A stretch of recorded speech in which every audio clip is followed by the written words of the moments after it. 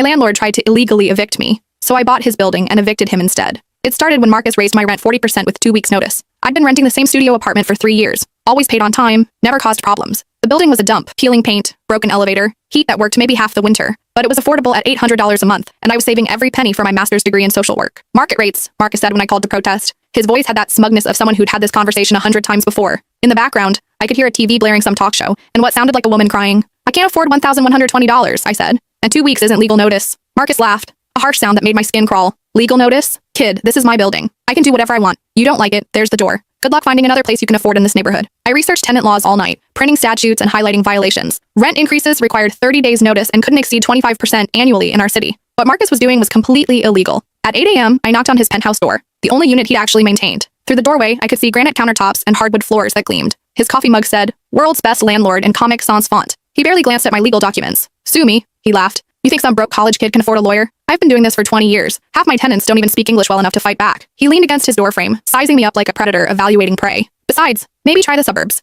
I hear there's a lovely trailer park about an hour away." That's when I realized this wasn't just about me. I started talking to other tenants. Mrs. Chen, an elderly woman on the second floor, showed me notices demanding she pay $800 in cleaning fees or face eviction. Her English was limited, but her fear was universal. She'd been living there for 8 years, never missed a payment. The Ramirez family had been charged $1,200 for excessive utilities when their toddler got sick, and they ran a humidifier for 2 weeks. They couldn't afford the fee, so Marcus had filed eviction papers. "He says we use too much electricity," Maria Ramirez explained, bouncing her feverish daughter. "But the baby, she needs the machine to breathe properly." I knocked on every door in the building. 24 units, 18 different horror stories. Marcus was systematically targeting vulnerable tenants, gambling they wouldn't know their rights or couldn't afford to fight back. The pattern was always the same: impossible demands, illegal fees, threats made to tenants who barely understood their rights. Anyone who pushed back got evicted for lease violations that didn't exist. The breaking point came on a Tuesday morning when I saw Marcus screaming at Mrs. Chen in the hallway, demanding she sign papers she couldn't read. "Just sign here, Grandma," he said, shoving a pen at her shaking hands. "Makes everything easier. No lawyers, no courts, no trouble for anybody." Mrs. Chen was crying, repeating, I pay rent in broken English. I stepped between them. "Those are eviction papers,"